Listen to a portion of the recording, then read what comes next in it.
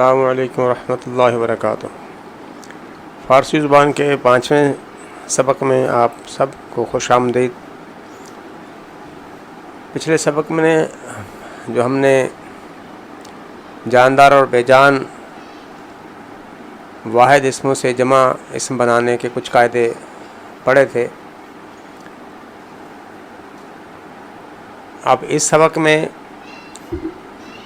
ہم کچھ فارسی جملوں میں مبتدا کی حیثیت سے جمع اسموں کا استعمال اور ان کے ساتھ فعل ناقص کی مطابقت کے قاعدے پڑھیں گے۔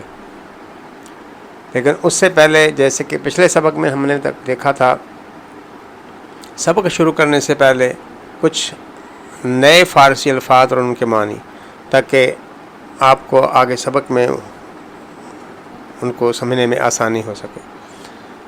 تو میں کوشش کرتا ہوں آپ تک ان بات پہنچانے کی۔ گاشنگ، خوبصورت، اصل میں یہ لکھنے میں کاف کے ساتھ ہے، کاف شین نون گاف، لیکن جب پڑھیں گے ہم فارسی کے لہجے میں تو گشنگ، اغوئی، مسٹر، اولو بالو، رس بھری، انگوشت، انگلی، بود کنک، غبارہ، فینجان، پیالی، پھوکیت، لفافہ، پیروہن، قمیص، کجا، کہاں، کو، کہاں، دونوں کے معنی کو، لیکن استعمال میں آپ کو اس کا فرق واضح ہو جائے گا کہ کجا کہاں استعمال کرنا اور کو کہاں استعمال کرنا۔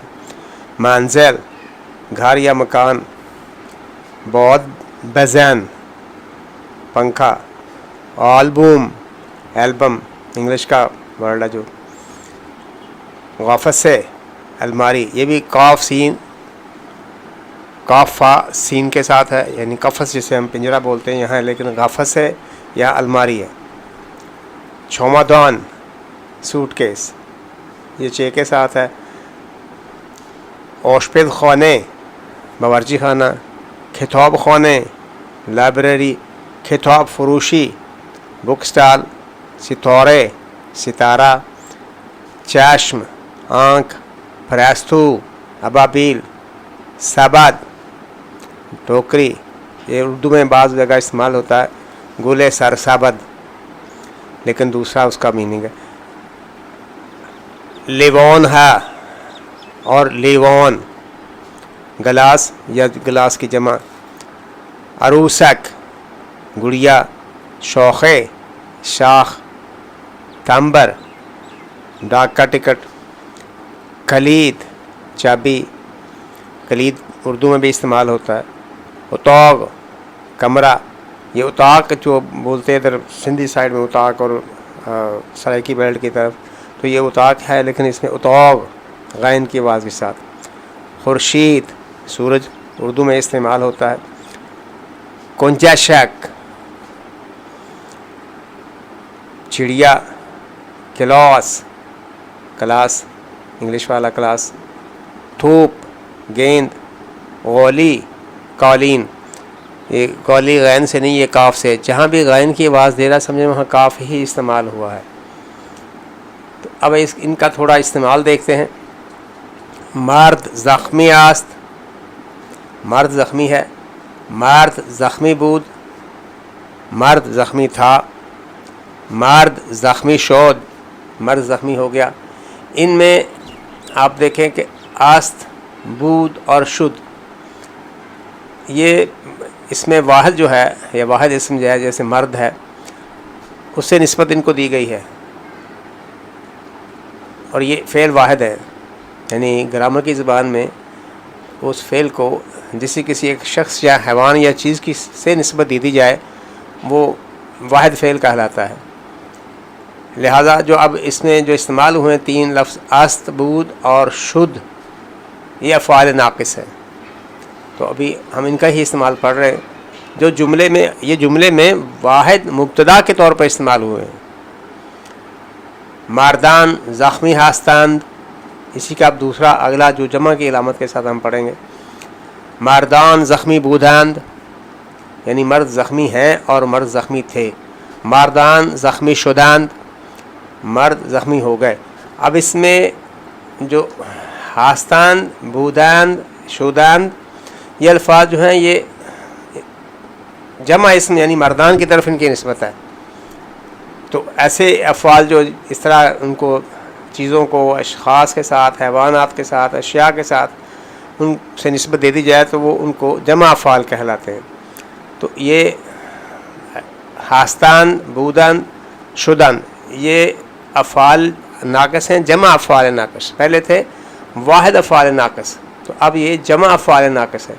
اور فارسی میں اس کی علامت آپ دیکھیں تو آپ کو اندازہ ہو گیا ہوگا. بود تھا، شد تھا، اس تھا، ہم نے کیا شروع میں لگا اس کے آخر میں کیا لگا دیا؟ ند، نون دال.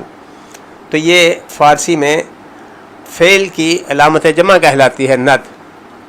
جہاں بھی یہ استعمال ہوگا تو واحد افعال کے آخر میں اگر یہ لگا دی جائے ند تو وہ سارے جمع بن جائیں گے. جیسے آست، ہست میں نے پہلے اسباق میں ہم ذکر کر چکے ہیں کہ آست اور ہست میں کوئی فرق نہیں، ایک ہی مطلب ہے ان کا، ایک ہی چیز ہے. آست، ہست، اس سے آپ جمع بنائیں گے تو استے یا ہستے، ہاستاند. ہم نے کیا کیا؟ آپ دیکھیں گے نون دال یہ ند کا استعمال شروع اس میں آخر میں کر دیا ہم نے. بود، بوداند، اس میں بھی آخر میں نون دال ند کا استعمال کر دی، یہ بھی فاعل سے جمع بن گیا. شد، شداند، ہو گیا، ہو گئی یا ہو گئے، ہو گئیں. تو اب اس میں آپ کو اچھی طرح اندازہ ہو گیا ہوگا کہ یہ واحد سے جمع کیسے بنتا ہے، یعنی فارسی میں جمع فعل کس طرح بنایا جاتا ہے. مبتدا کے ساتھ اس کی مطابقت کا جو قاعدہ ہے وہ بھی آپ دیکھتے ہیں. اگر مبتدا کوئی واحد، مبتدا وہ ہے جس سے پہلے عرض کیا جس سے جملے کی ابتدا ہوتی ہے، وہ مبتدا ہے.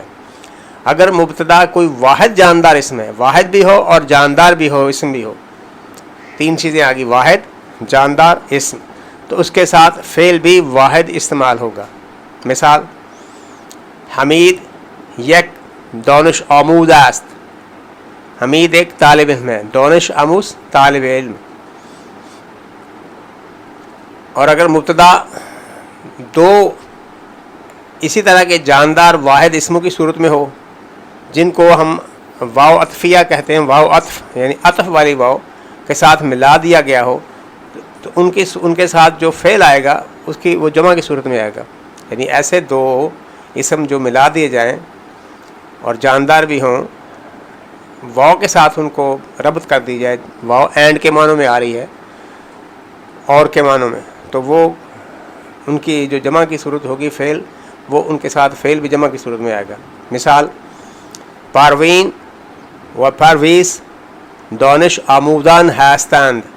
اب یہ دیکھیں پروین اور پرویز کو ہم نے دو ملا دیا ہے واو کے ذریعے سے، ان کا کمبینیشن جوائن کر دیا ان کو. تو اس میں کیا ہو گیا کہ دونوں ملانے کے بعد اس کا جو فعل آخر میں آ رہا ہے جمع کا، جس کو ہم نے ہست کو نون دال یا ند کے ذریعے بنایا تھا، تو وہ دونوں دانش آموزان ہستند ہو گئے. اب یہاں ہست نہیں لگائیں گے.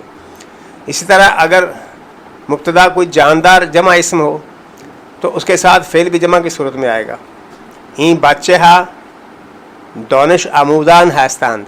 یعنی پہلے تو تھا واو کے ذریعے ملایا گیا ہے، یعنی سنگل ہیں، واحد ہیں، لیکن ان کو دونوں کو واو کے ذریعے ان کا کمبینیشن کر دیا گیا. لیکن اب یہ ہے کہ کوئی مبتدا جاندار جمع اسم ہو، یعنی ہے ہی جمع. جیسے بچہ ہا، پیچھے ہم نے پڑھا تھا جمع کیسے بنتے ہیں، بچے سے ہا لگا کے بچے ہا یا بچے گان دونوں بھی ہم نے بنائے تھے. این بچے ہا دانش آموزان ہستند، یہ بچے طالب علم ہیں. لیکن اس میں ہم دیکھتے ہیں کہ اس میں ایک اور تھوڑی سی استثناء بھی ہم کہہ سکتے ہیں. اگر کوئی شخص، کوئی مبتدا کوئی قابل احترام شخصیت ہو تو اس کے ساتھ فعل بھی جمع کی صورت میں استعمال ہوتا ہے. جیسے ہم اردو میں بھی استعمال کرتے ہیں کہ وہ بہت ہی قابل استاد ہیں، حالانکہ ایک ہی شخص کی طرف اشارہ ہو رہا ہوتا ہے. اسی طرح یہاں بھی فارسی میں بھی وہی اسلوب استعمال کیا جاتا ہے. آغوئی کمال آموزگار ہستند.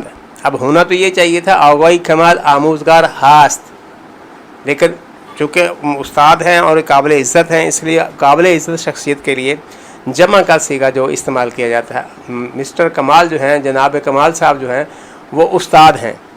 تو یہ بھی اردو کے مطابق ہی تقریباً ہے. جو البتہ ان میں جو قدیم قواعد تھے اس کے فارسی کے، اس میں مبتدا خواہ بے جان واحد اسم ہو خواہ وہ بے جان جمع اسم ہو، دونوں صورتوں میں اس کے ساتھ فعل واحد ہی استعمال کیا جاتا تھا. جیسے این گل قشنگ است، یہ پھول خوبصورت ہے. این گلہا قشنگ است، یہ پھول خوبصورت ہیں. اب گلہا جمع ہے، گل کے ساتھ ہا لگا کے جمع بنائی گئی ہے، اور گل اور گلہا واحد اور جمع دونوں کے ساتھ آپ نے دیکھا کہ است استعمال ہوا ہے. لیکن موجودہ ایرانی فارسی جسے ہم جدید فارسی کہتے ہیں، اس میں جاندار اسموں کی طرح بے جان واحد اسم کے ساتھ، واحد فعل اور بے جان اسم کے ساتھ جمع کا جو اسم ہے اس کے ساتھ جمع فعل استعمال کرتے ہیں. جیسے کتاب گم شد، کتاب و کالم گم شدند، کتاب ہا گم شدند، قلم ہا گم شدند یا گم شد. اب دیکھیں کتاب ہا گم شدند، کالم ہے گم شد. اب جمع پہلے دیکھیں کتابیں گم ہو گئیں اور یہاں قلم ہے گم ہو گئے، لیکن کیا استعمال ہوا؟ شد استعمال ہوا. اور کتاب گم شد، کتاب و قلم گم شدند. تھوڑی مثالیں اور دیکھتے ہیں. آن پیسر بازی کون است، وہ لڑکا کھلاڑی ہے. آن پیسران بازی کنان ہستند، وہ لڑکے کھلاڑی تھے یا ہیں. این دختر کم کوش نیست، یہ لڑکی کامچور نہیں ہے. کم کوش کامچور. این دختران کم کوش نیستند، یہ لڑکیاں کمچور نہیں ہیں. تو یہ سبق ہم یہاں ہی ختم کرتے ہیں. اس سے بعد انشاءاللہ اگلا سبق دیکھیں گے، اس میں ہم فارسی اعداد لکھنے کا اور پڑھنے کا طریقہ دیکھیں گے. فارسی اعداد کیسے لکھے جاتے ہیں اور کیسے پڑھے جاتے ہیں. تب تک کے لیے اللہ حافظ.